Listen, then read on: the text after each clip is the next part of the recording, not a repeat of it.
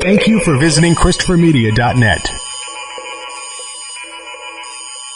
Christopher Media, let's make some noise. Welcome to Beer Nuts, a weekly excursion into the world of craft beer, brought to you by MichiganBeerGuide.com. And now, here are the Beer Nuts. Okay, everybody, welcome to our Valentine's Day Beers episode of Beer Nuts, episode number 86. So we have tonight Uncle Pete. Hey, how's it going? We have Doug out. Hey everybody, how are you? And we have Dan from Missouri. Welcome, Dan. Happy Beer 30, everyone. So I am on location in the city of Brotherly Love, and I have a Brotherly Love beer here called Love Stout. But before we get into that, everybody crack open a beer and join us. You don't have to be a beer snob. Just the goal of Beer Nuts is just to introduce more good people to more good beer. So as we always do, traditionally, we're going to start out with our quote of the week, and Dan is going to deliver that tonight. So take it away, Dan. Well, as we all know, guys, beer is important. Let me start over. Education is important, but beer is importanter. Bada bing. Importanter. Importanter. Quarters are importanter, too. All right, well, as I mentioned earlier, I'm going to go right into the first beer because I am vacationing, so to speak, in Philadelphia as my Philadelphia Eagles shocked the world and the New England Patriots by winning the Super Bowl. But this is a beer show, not a sports show. But I am here for a celebratory parade. But more importantly, to most people anyway, is it's Valentine's Day next week, which happens to also be my anniversary. So I am going to introduce everybody to this Philadelphia beer called Yard's Love Stout. If you recall, last week on our Superb Al episode, I reviewed Yard's Brawler from the same brewery. So, but there's a lot of brotherly love going on with me being in town here. I figured why not get another one of their great. Couldn't resist the Love Stout. Great label on this thing. It's got a big red heart with a knife through the heart and a big ribbon around it that says Love Stout with a flower on the end. But, let's taste this beer and see what it's all about. So I'm pouring it right now. It's got a not too big of a head, but a nice, that tan, light brown, healthy head, maybe about a half a finger. So style, it's a stout, so predictably would not be overly carbonated. I'm just getting a lot of chocolate, caramel, and malt on the aroma. And I'm going to taste some now because it smells really good.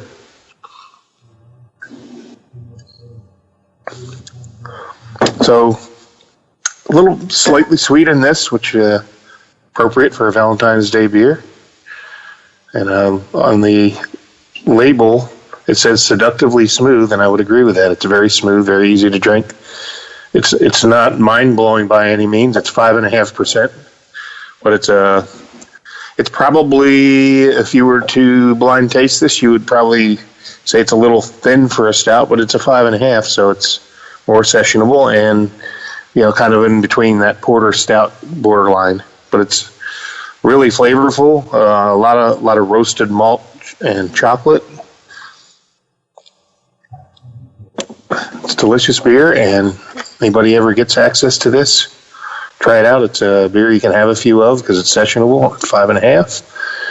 I'm going to read from the label as soon as I can find my glasses because I'm getting old. So Yard's Love Stout. In the mood for it. Yeah. Our brewers pour their hearts and dark roasted malts into this rich, well-rounded stout. Luscious notes of coffee and chocolate accent the smooth, creamy mouthfeel. We will not apologize for any amorous affairs resulting from the consumption of this beverage. Alcohol 5.5% by volume. Yard's Brewing Company, brewed and bottled in the city of Brotherly Love. So there we have it. It's I'm not getting a lot of coffee in this. I almost got more vanilla, but it's the highlight of this beer is the smooth and creamy mouthfeel. it's just a really luscious, easy to enjoy beer that you could have one of these with your sweetheart if you can convince her to drink a stout. So there you have it. For somebody who loves stouts, you've got to love stouts. It's seductively smooth. So that's my beer. Who wants to go next? Happy VD, everybody. Happy Valentine's Day. Happy VD. What do you mean by Going that? in the very wrong direction. Well, I was gonna say happy anniversary, but I'm not sure that's appropriate anymore. Yeah, not with VD, no. No, wait till the end of the show for that. Let's separate those two events. You could just Alrighty go then. back to some time-tested one, JR, like, I'm so happy you're my Valentine, something like that. Yeah, well, for this beer, there's not much hoppiness, but seductively smooth. Well, I'm this dugout. I'm happy to go next. I'm on my backup beer, which is kind of funny because I originally bought this beer for the show, but forgot I did so because I was traveling and I was in a really great beer store in the Indianapolis area, Carmel, Indiana, and Vine and Table, I believe the store was called, and it was incredible. But I picked up a beer. I'm not going to mention the other one because that was that's a DP, which is drain pour. It tastes like cardboard. So glad I tested that first before I brought it out for Valentine's Day. So the other one I have is from the brewery Five Rabbit. And Five Rabbits out of the south suburbs of Chicago, very close to where my sister lives in Bedford Park, Illinois. And I actually worked in Bedford Park, Illinois. So just a little tiny blip of the suburban map of Chicago, but on the south side. They do some extremely great beers. They one of the things about Five Rabbit is very Mexican, Central American eccentric ingredients are put in their beers. So they're very sort of mole, lots of flavor, lots of spices, lots of peppers. And this particular beer I had to look it up because there's no name on the bottle. It's just a symbol, which looks very Mayan. And the beer is just called Cacao, Cacao. And it is from the brewery commercial description, it says Cacao is a 10.7% ABV Imperial Stout, inspired by one of our favorite hot drinks. If you grew up in Latin America or a Latino household, you know what chocolate caliente is a huge part of our culture, and a hot cup is one of our most comforting food. For this beer, we found a beautiful Peruvian coastal Criollo chocolate with fresh, bright red berry notes, and combine it with carefully selected Mesoamerican ingredients, including chili pasilla, which I grew pasilla chilies this year, chili japones, toasted pumpkin seeds, vanilla bean, mamey pit, and Mexican cinnamon. Originating in Latin America and reserved as food of the gods and kings, Cacao still holds power to transport us to higher planes. So, amazing history behind a drink like this. So, to make an undertaking of a beer like this is, it seems like quite a task. So it's a big 750 bottle. I'm going to struggle to get through this whole bottle. So, first comment I have on this beer is it needs something sweet with it and something cinnamon, almost like a churro or or a flan. That's my first. Sorry, I tasted it. I'm going out of turn with everything, but it pours a dark black, and the head quickly disappears. It's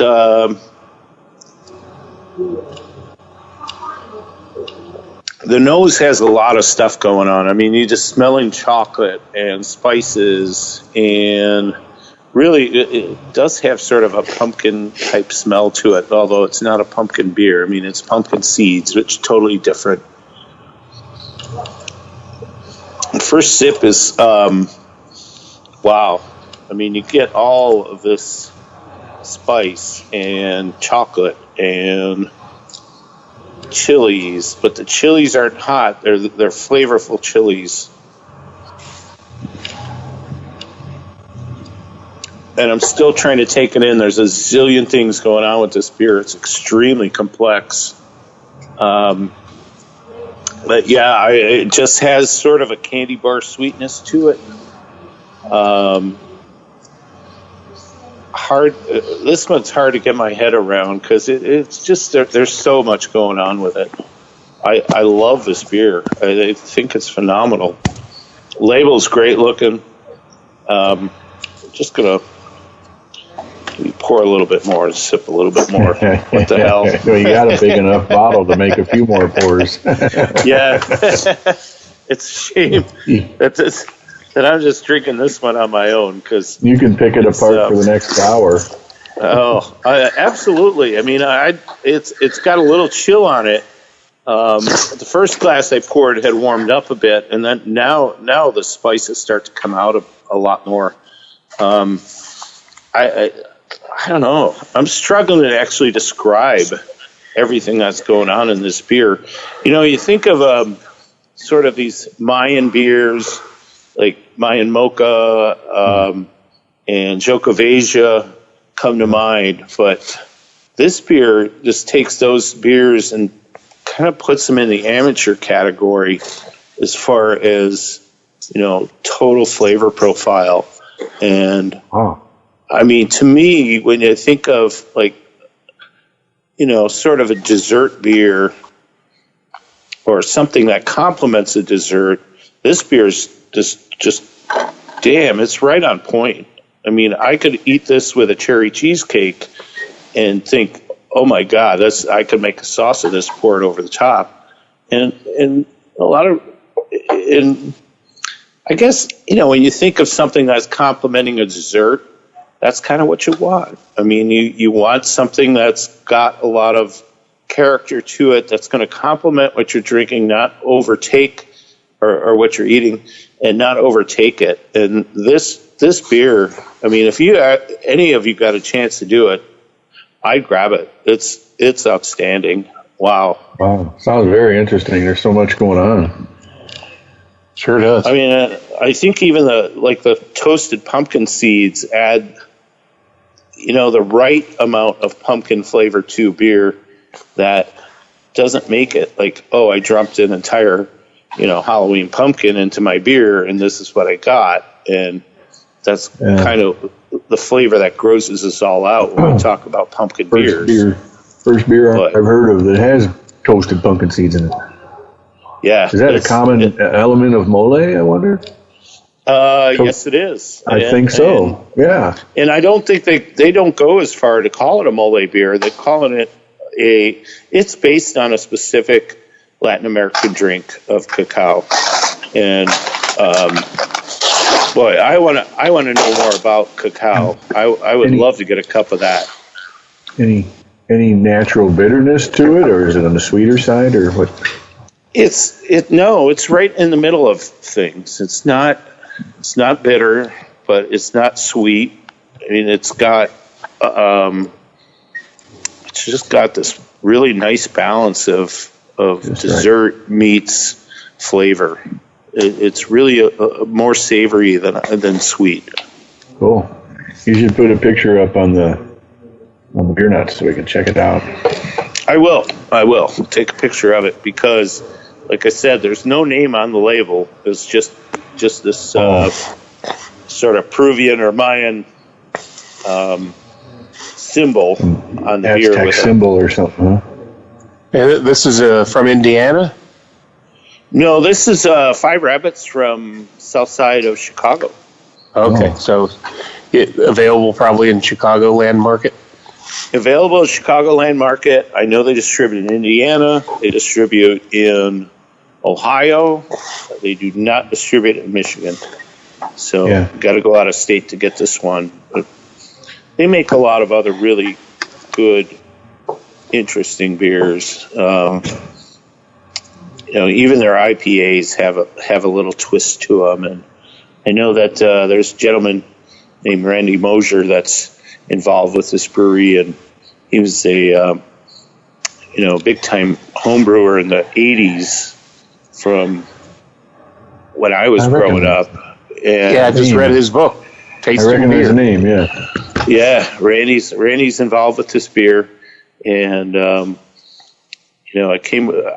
actually came across Randy in the 80s when I first started getting into. Well, when I first found out that there were other beers other than Bud and whatever else you want to, Michelob. Michelob was a good beer then, but. Cool, man. But it's great to see he's still alive and kicking, doing great things. And this is great. This is phenomenal. Awesome. All right. Awesome. Five rabbits. Nice.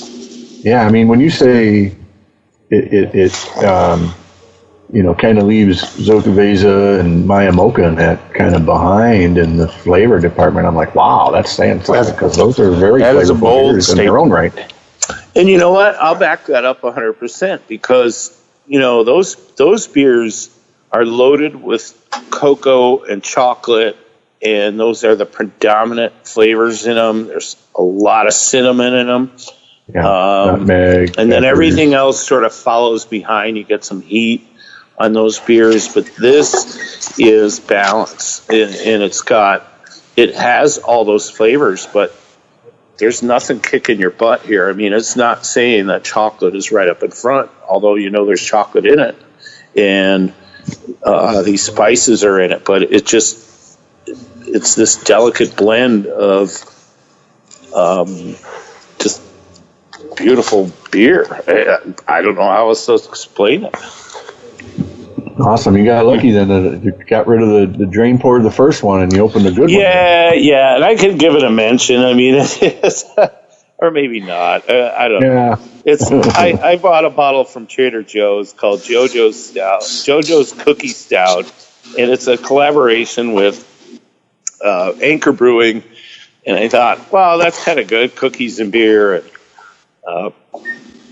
But it tastes like cardboard. I'm throwing the rest away. So, enough said. Could have been old and oxidized. That's what I was thinking, oxidized. Well, it was $5 out the door. Yeah, probably. Well, glad you were able to find something else that seems like a home run there. So, well, yeah, nice and job I actually forgot that I had purchased this bottle specifically for this episode. So glad I remembered. All's well that ends well. Yeah. Well, Uncle Pete, why don't you go next? Because I know that Dan's got a heavy hitter to wrap up the show tonight. Okay, will do. What I've got for us tonight is a Shorts Brewing specialty beer. Comes out every year right about this time. It's only been around for like 2 years now, I think. This is the third year. But it's called Hot Loins 2018 edition. Yours and Mine Specialty Aphrodisiac Ale. Hot Loins. That's saying a lot right there. But it's got a great label. If you know anything about Shorts Brewing and Joe Short, the owner and the guy that started the whole thing, it's got a likeness of him on the label, embracing a very beautiful woman. He's shirtless and looking, very buff and very intent on kissing this woman. So I put a picture of it on the Beer Nuts site, and but let me just describe it. It says here, Hot Loins is an experimental aphrodisiac ale brewed with goji berries, honey, dark sweet cherries, and in the mood tea from Light of Day Organics. Before I read the rest, let me just give it a pour and description, and then we'll read what the rest says. It's a light. I'll just say before I get started, it is a light beer as far as it's 15 IBU, and it's a 6.9 ABV. So not very bitter. I'm sure with the description that having honey and cherries and berries and tea in there, it's going to be very sweet. But when I look at this after the pour, got a nice bright white head sitting on top of what I would call, I guess, a pink champagne looking beverage. Very, very deep pink color. Very well carbonated. Let me hit the aroma. I get hints of cinnamon, berries. Yeah, very floral aroma on this. The cinnamon is in there and fruity smelling.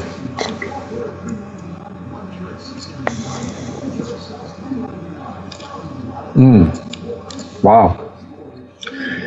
It's a very light-bodied beer. It's very fluid. It's not sticky in any way, but it does hit me right away with a nice berry flavor. I get some cinnamon back there on one part of my tongue, and it really tastes like tea now that I have a chance to have it finish in my palate. It does taste like tea, and it did say that it has In the Mood tea from this Light of Day Organics. I don't know where they're at or where they're from, but maybe a local thing up there in Bel Air, Michigan. I've made a tea beer before, and this definitely, with the lingering flavor, reminds me of the tea beer that I had made at one time. So yeah, the tea is definitely influencing this. Let me read the rest of this description. It says it is deep pink in color. This romance-inspiring beer carries aromas of cinnamon, berries, and roses. I don't know about the roses. I guess so. I guess it's flowery. Medium-bodied, this beer leads with subtle flavors of spicy cinnamon before transforming into a blend of berries and herbal tea qualities. Hot Loins finishes dry with lingering floral flavor. Hot Loins is a series of beers started in 2016 by Joe Short. Every year, the style and aphrodisiacs in the beer have changed, but they've always inspired romance. So again, a specialty beer probably isn't for everybody, but I like it, actually. And this is something I wouldn't mind sharing with a love interest of mine, and, leave a trail of rose petals to the bar and have this set up and ready to drink. So yeah, it sounds like the flavor profile of tea berry gum. Has anybody ever had tea berry gum? I'm giving away my age. No. I can remember growing up, we had it. It was actually, gum made with teas and berries, and it sounds similar. There's even a little, like a zip, like a cinnamon. Oh. Hopefully, the beer probably sounds a lot more attractive than that gum did, though, because I remember as a kid I didn't like it very much. Oh. But this beer sounds like it's a lot more pleasant to taste. It is, actually, and it's not one of those ones that, a lot of times with some breweries, they come out with so many of these specialty, interesting combo beers, and you buy a six-pack and you drink one and you go, ooh, I don't think I'll finish the rest of them. I don't think I would say that about this one, in my personal opinion. This is definitely one I'd love to share it. Definitely keep one for you, JR. And, recommend it. It's a really good beer. Hot Loins. I can't say that it's working on me yet, but maybe later. Aphrodisiac qualities. I'll have to get one of those before my anniversary next week. Well, like I like to say at this time of year with romance budding on Valentine's Day, love is ale we need. Amen. All right. Well, thanks for sharing that one. Shorts Brewing. And Lieutenant Dang, I think you have the big hitter of the grand finale. So why don't you tell us what you got there? Well, I love that we've had some stouts because remember the first time we were at one of our local pizza places in Joplin, Missouri. The gone by the wayside, taken out by the May 2011 tornado. Pizza by Stouts. And they used to be kind of the only game in town for beer, but we're there one time having a cappuccino stout from Lagunitas, and my wife liked my beer so much, I had to order my own and give her mine. And so a sweet stout or an imperial or a barrel-aged stout is definitely a good go-to. With Valentine's coming up, we do a lot of steaks, or we got little kids, so we cook at home a lot of times, which is what I'll probably be doing Wednesday coming up this next week. But so I've got, it's called the VSOD. It's from Revolution Brewing out of Chicago. And if you've heard, they have a beer that is pretty highly regarded called Death's Tar. That's two words, Death's Tar. And so that's what this stands for, is Very Special Old Death. It's aged 2 years in bourbon barrels, and the label says 13.4%, which, give or take a little bit always on that. But let's see, it says, for those of discerning taste, this blend of specially selected Death's Tar Imperial Oatmeal Stout barrels, each aged a full 2 years, is a showcase of barrel character. Very Special Old Death demonstrates flavors and aromatics which can only be achieved through extended barrel aging and obsessive TLC. Enjoy now with Pinkies Extended. So it's definitely, the nose is very bourbon, maybe in a lot of oak, maybe just a touch of vanilla or toffee kind of coming through from the barrels. It's jet black with a nice dark caramel head to it. It's lightly carved. Big, rich mouthfeel. Like I said, it's 13.4%, so it's not really hiding the booziness. I mean, it's a nice booziness for this style of beer. Not too much. You get kind of that rich mouthfeel from that Imperial Oatmeal Stout. A little sticky sweet, and then it's a lot of oak, a lot of barrel. Definitely, for sure, that 2 years of barrel comes through, no doubt. Bourbon heavy on the taste, and then the oak, and then just kind of finishes a little, I don't want to say vanilla, but a touch of kind of that toasted flavor, maybe a little char and kind of a berry or dark fruit. I don't know, it's not dark fruit, but it's kind of something, a little touch of something there on the end I can't quite put my finger on. There's a lot going on here, and it definitely lingers on the tongue with that kind of heavy oak tannin thing. And it's a great beer. I'm definitely glad I kind of pulled the trigger and bought it. I was up at Benny's, opened up a new store in Springfield, Illinois, where I have some family. So I go up there a couple times a year, or try to anyways, and see my grandparents. And man, it was awesome. If you guys are anywhere near Benny's, I don't know if it's everywhere, but man, their customer service was outstanding. I got to give them a huge plug.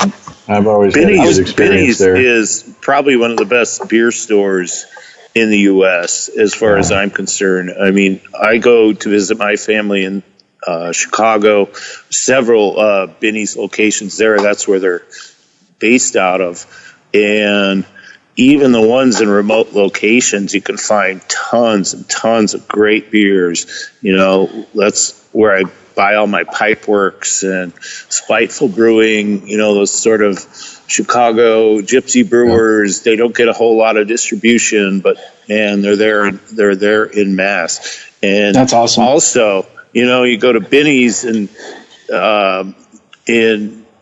around here in Michigan, we're all scrambling to find Bourbon County, we're all scrambling to find some hop slam from Bell's. Go figure that we've got to go to Chicago or Chicago suburbs to go find stacks and stacks of it at a better price than you can actually buy it at the brewery.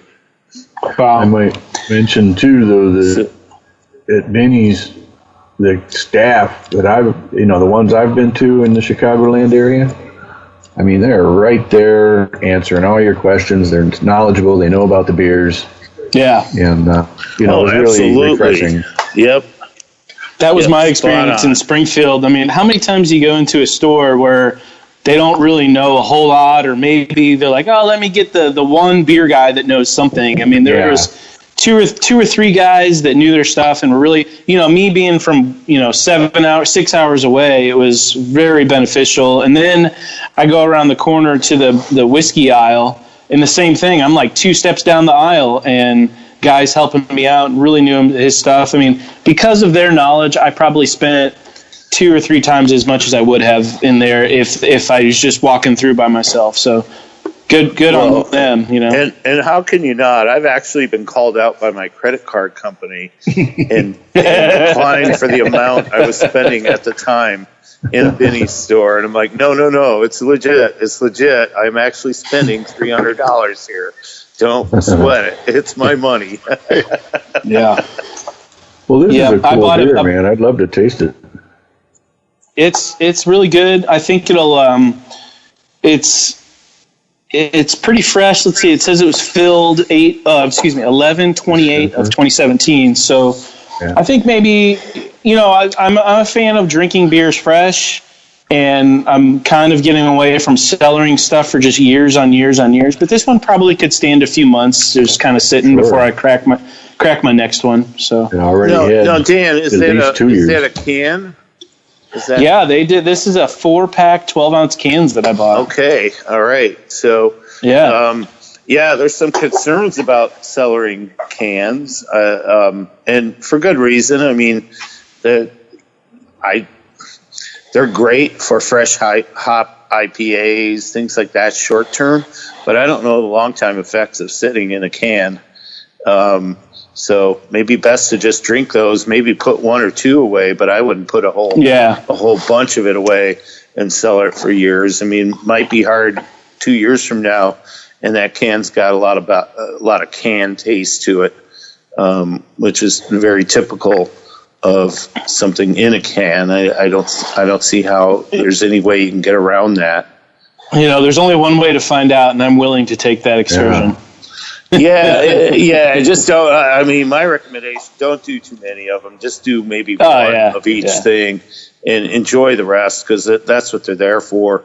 I mean, gosh, the guys from Revolution are knocking it out of the park right now. I mean, Death Star, this last version is just incredible. If you guys recall, we hand it to the former Goose Island brewers to know what they're doing with bourbon barrel aged beers. And I think we've mentioned this quite a few times on the show, where these guys were around when Bourbon County was in its infancy, and when that whole type of style was being developed. So they've got some knowledge, they've got insight as to what works and what doesn't work with it. But wow, I'm jealous, man. I'd love to crack one of those right now. I'd like to put it side by side with a Death Star. Yeah. Yeah, well, if you guys recall, I reviewed the Death Star. I believe it was on our New Year's Eve, what we were going to drink New Year's Eve. And I was so impressed. I was like, boy, maybe next year is the year I don't have to buy any Bourbon County. I'll just load on this. I think it was every bit as good and then some as Bourbon County. And you know what? You don't have to wait in line to get it. And you don't have to deal with, Might be a little more expensive, though. Yeah, just wait till you get a hold of this one. Yeah, yes and no. I mean, it's still, I think I paid $28 for my 4-pack of Death Star last week, and thought, well, per ounce is actually doing pretty good if you compare it to like the same amount of ounces of Bourbon County, and I put that beer right up against Bourbon County any day. Yeah, this one $7 was 34 a 4-pack.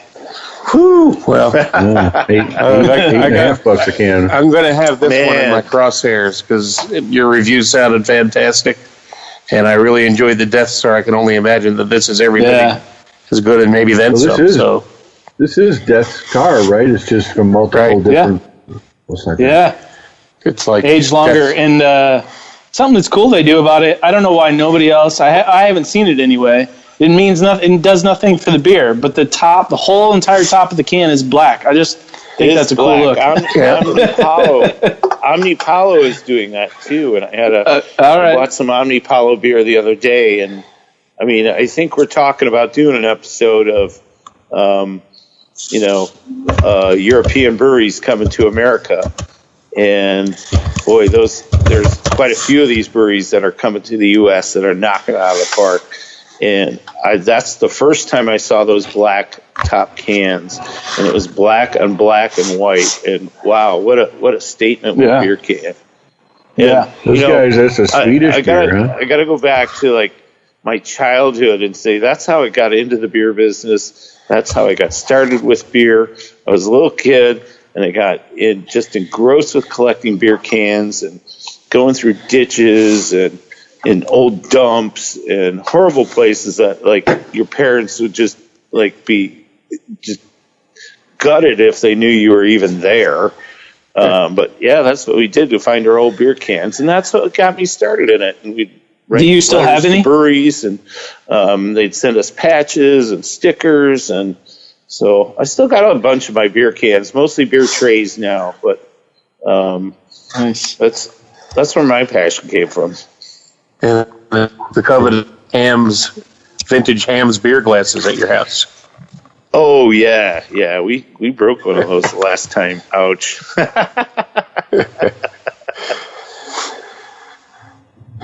All right, well, those were four pretty good beers here tonight. Good job, guys.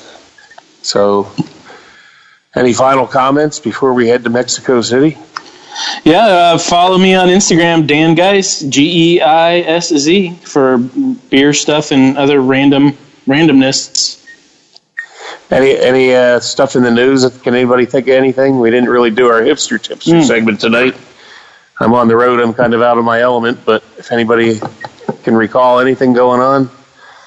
Didn't Founders announce they're going to release a new barrel-aged beer? Was it Darkwood? I thought it was they're putting out a lager, I thought. Oh, that was another news from them, yeah. And, of course, KBS release is coming up. But they announced one of their new beers. Also, for those of you locally in Detroit, the Mothership Series announced Red's Rye will be available.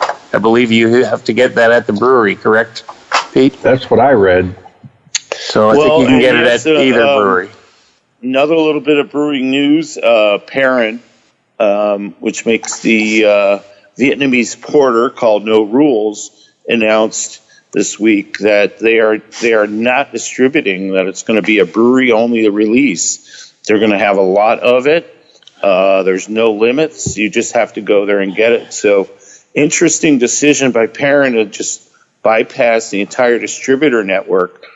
And what I find interesting about it is that, I heard a little bit of chatter of people being disappointed and, blah, blah, blah. But, I was out in Indiana and southern Michigan, and I'm seeing still all the previous releases of No Rules sitting in the stores, and I'm thinking to myself, what are you crying about? There's still beer in the stores. What difference does it make? You'll get some. Just go there and get it. I mean, I don't know. That's just me being like kind of reacting to people's complaining about something that hasn't happened yet. But I think it was a fantastic beer when it first came out. I think the third batch, last year's batch, wasn't as good as previous years. Most people, the consensus was that. And I think the other thing, a lot of people think that the mystique was taken away when they just flooded the market with tons of it. So maybe they're trying to make it a little bit more exclusive and special. Yeah, sort of reel it back in, but I don't know. I thought this year's version was quite fantastic. I didn't see a big difference from, and I've probably got 4 or 5, at least 4 different versions of it sitting in my refrigerator of multiple bottles. And when I crack one, it's great. Crack the other one, it's different. It's great.